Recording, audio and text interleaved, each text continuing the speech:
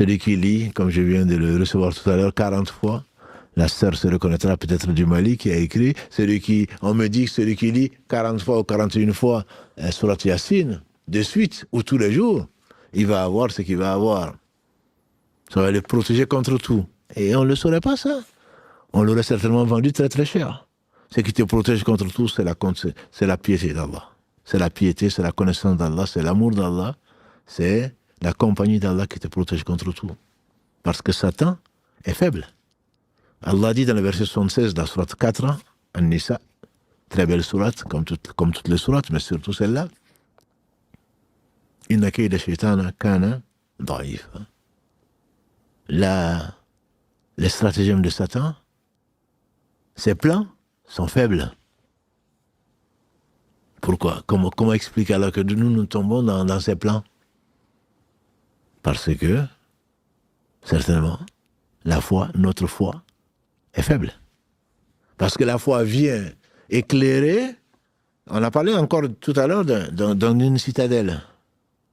Imaginons une citadelle qui est éclairée. De l'intérieur déjà, mais même à l'extérieur. Quand Satan vient proposer des choses, il voit qu'est-ce qu'il vise. Il vise les brèches. Il n'en trouve pas. Il cherche qu'est-ce qui est le plus proche. Du cœur, on dit que c'est l'âme. Et comment est-ce qu'on peut attaquer l'âme? C'est avant tout lui présenter. Si tu veux lui présenter du bien, du beau, forcément il faut lui présenter, faire naître ce désir. Ce désir, ce n'est pas qu'il n'existe pas chez un prophète. Ce n'est pas qu'il n'existe pas chez un homme qu'Allah a choisi parmi ses alliés, qu'Allah nous compte parmi ceux-là. Parce que les alliés, les awliya, ce n'est pas forcément ceux sur qui on va construire un mausolée. Inna awliya Allah la khawfun alayhim wa lahum yahzanun. Allah dit dans la sourate 11, les alliés d'Allah, ils n'auront pas. La khawfun, ils n'ont pas de crainte à avoir et ils ne seront pas tristes. Qui sont-ils? Alladhina amanu wa kanu yattaqun. Ceux qui croyaient et ils ne cessaient pas d'alimenter leur cœur de piété, de bonnes actions, de s'éloigner des péchés et même des choses ambiguës, etc. Verset 62 de la sourate 11. Inna awliya Allahi la khawfun alayhim wa lahum yahzanun. C'est ce qu'on cherche tous. Qui sont-ils? Ce n'est pas les descendants de ceci et cela, ce ne sont pas les plus riches, ce ne sont pas les plus beaux, et s'ils le sont, c'est grâce à Allah. Alladhina amanu. C'est ceux qui croyaient. Wa kanu yattaqun. Et ils ne cessaient de se préserver. La taqwa, disent les savants, c'est al-wiqaya, c'est un bouclier que tu mets entre toi et la crainte et le châtiment d'Allah. Il ne cessait pas de se protéger contre le châtiment d'Allah, donc il s'éloignait. Il faisait ce qu'Allah a ordonné pour notre bien, il s'éloignait du péché et même il s'éloignait des choses qui sont ambiguës. Oui, mais les savants divergent, comme Satan nous le présente. Ouais, mais c'est pas grave, les savants divergent. Donc, ils ne sont pas unanimes. Non, c'est ta passion, justement. Ton âme qui incite au mal, et Satan vient surfer dessus en t'enjolivant. Ouais, mais il y a des divergences, mais logiquement, ça doit être permis. Quelle logique? C'est ce qui a amené Satan à s'enfler d'orgueil. Moi, je suis meilleur que lui. Pourquoi? Je crois que moi, tu m'as créé de feu, alors que lui, tu l'as créé de terre. Quelle logique? Quelle logique quand Allah te dit de ne pas le faire? Quelle logique quand Allah te dit fais-le? Tu doutes? Tu doutes de sa science? Tu doutes de sa miséricorde? Tu doutes d'Allah, de sa perfection? Tu crois qu'Allah a besoin de qui que ce soit quand il te dit de ne pas faire ça? Ou quand il te dit de l'invoquer, de l'évoquer, tu crois qu'Allah a besoin de toi ou de quoi que ce soit? Chante pureté d'Allah, tout ce qui est dans les cieux, tout ce qui est sur la terre et entre les deux. Même si vous ne comprenez pas leur chant. Surat 17, verset 44. Donc Allah subhanahu wa ta'ala n'a besoin de rien. Les suggestions sont faites. Le prophète alayhi salatu salam, il a dit dans ce qui a été rapporté par l'imam Al-Bukhari et l'imam Muslim, qu'Allah fasse miséricorde, ce qui a été rapporté par Abu Huraira, qu'Allah l'agrée. Le prophète a dit, Satan ne cesse pas de vous attaquer, entre guillemets, de vous présenter les choses, de vous faire douter, avec ses waswas, avec ses suggestions. Il va te demander qui a créé ça, tu vas dire c'est Allah. Qui a créé ça, tu vas dire c'est Allah. Après, il va finir par dire qui a créé Allah. Quelle est la solution? La solution, c'est ce qu'a dit le prophète sallam. Je crois en Allah. Amantu billah. Et le voilà parti en pleurant. On ne tergiverse pas avec Satan. Le waswas vient de la foi. C'est parce que les maisons, comme on fait le dire Ibn Abbas, Kalalagré ainsi que son père, qu'est-ce que Satan a à faire de maisons ruinées, de cœurs qui sont déjà ruinés? Qu'est-ce que Satan a à faire de ça? Il rentre là où il y a de quoi perturber les gens. Parce que le cœur il est ruiné, il les laisse tranquilles, entre guillemets. C'est comme des animaux qu'il tire par leur nez, qui le suivent. C'est le croyant qui résiste à cause de la foi, c'est celui-là qui va chercher. C'est pour ça qu'il ne faut pas tergiverser dans le waswas. Sinon tu es perdu. Il y en a qui font 1 heure, voire plus dans les ablutions. Dans la prière, je ne te dis pas qu'Allah les guérisse. Parce qu'ils ouvrent leur cœur à Satan. Est-ce que j'ai fait? Mais est-ce que j'ai vraiment prié? Est-ce que j'ai lavé ceci? Est-ce que j'ai fait? Allah ne sait-il pas par quoi il t'a éprouvé? Crois en Allah et continue. Certains compagnons sont venus trouver le prophète alayhi salatu wassalam, ils lui ont dit, c'est Abu Huraira qui nous rapporte ce hadith qui est consigné dans l'authentique de l'imam Muslim, qu'Allah lui fasse miséricorde, ainsi que son maître, son enseignant al-Bukhari, l'enseignant de al-Bukhari, l'imam Ahmad, l'enseignant de l'imam Ahmad, l'imam Shafi'i, entre autres, et remonté jusqu'à Malik, et bien d'autres, on va remonter jusqu'aux compagnons du prophète sallallahu alayhi wa sallam. Abu Huraira Kalalagré, il dit que certains sont venus trouver au prophète sallallahu alayhi wa sallam, et ils lui ont dit, on pense des choses d'Allah parfois, on en a honte. Il dit, ah bon? Il dit, oui, oui, on en a honte. Il dit, c'est vrai? Ils disent, oui, oui, oui. Il dit, sérieux? Ou l'équivalent? Ils ont dit, oui.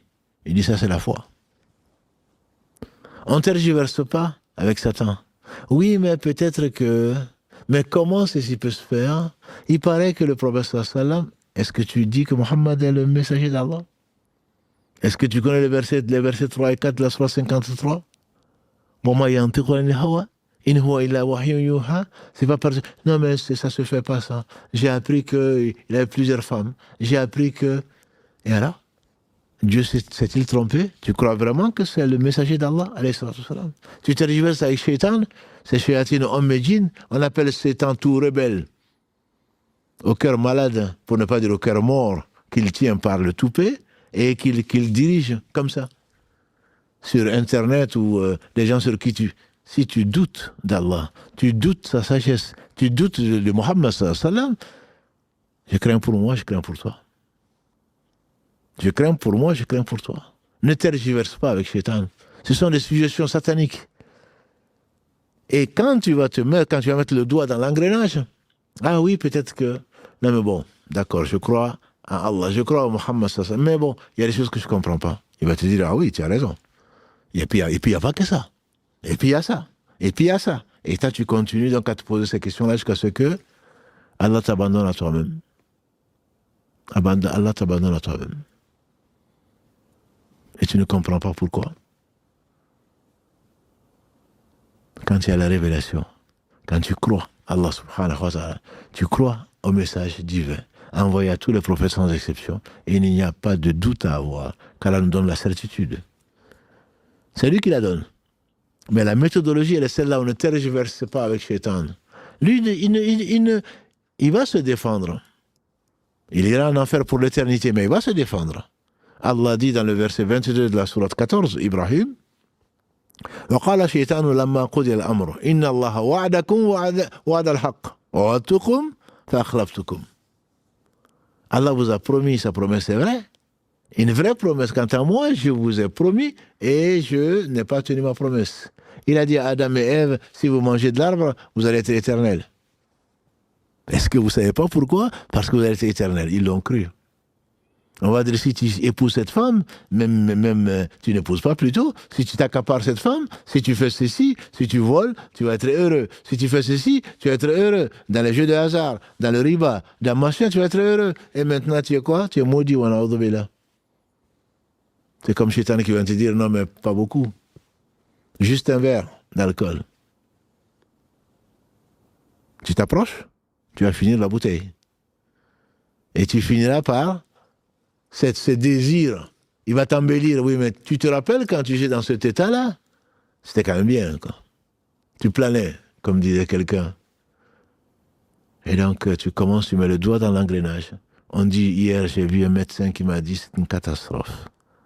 Les jeunes, on dit, à 9-10 ans, commencent à prendre la drogue.